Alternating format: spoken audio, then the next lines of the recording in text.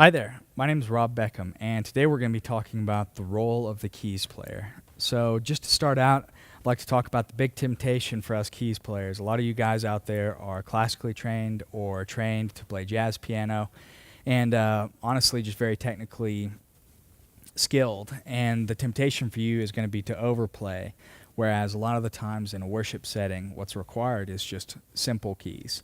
So, what that looks like a lot of the time is going to be block chords, and we'll talk a little bit about that in just a second.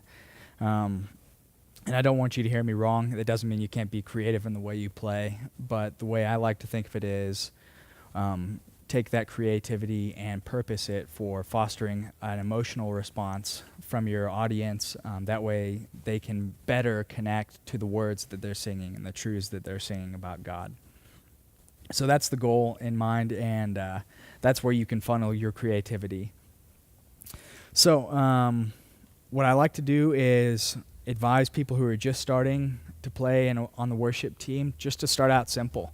Don't challenge yourself too much. Really what we're going for is tasteful playing, so something that sounds good in the context of the rest of the band. A lot of the time that'll be block chords. So if we're playing in the key of C and we're just going to play 4, 1, 6, 5, which is a common progression, I'll just demonstrate the block chords. Just start out like this.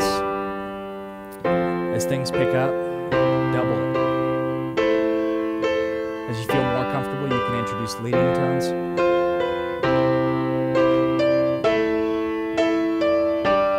But simple. So we're going for a tasteful sound, and that's how we try to not overplay.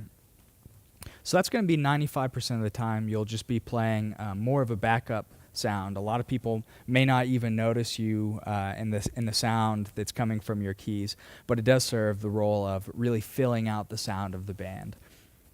Another 5% of the time, you're actually going to be playing a lead part, and what I mean by that is the rest of the band will be relatively quiet to your part, and the audience will hear it more. So sometimes that's a little nerve-wracking, but take a deep breath. It's going to be fine.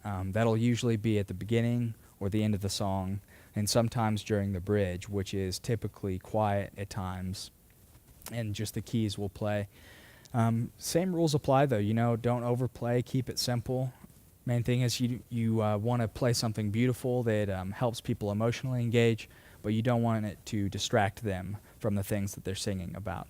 So just to demonstrate that, here's the intro of the Lamb of God.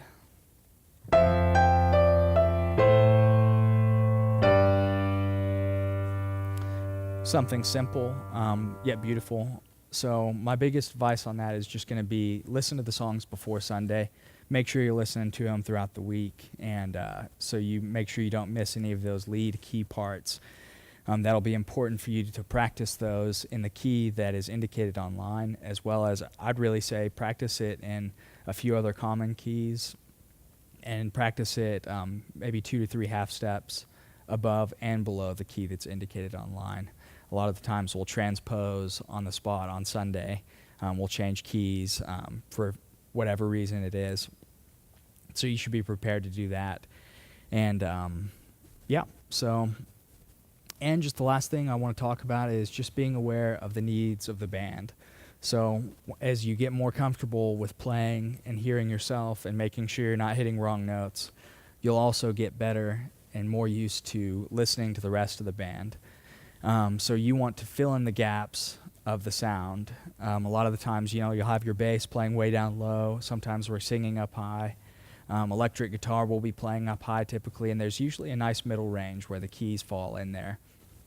But like I said, it's very dynamic and it changes, so you want to always be listening to the rest of the band and making sure you fill in the spots that aren't taken to sound the best and help the band sound as good as it can. So that's the end of this training video. Thank you.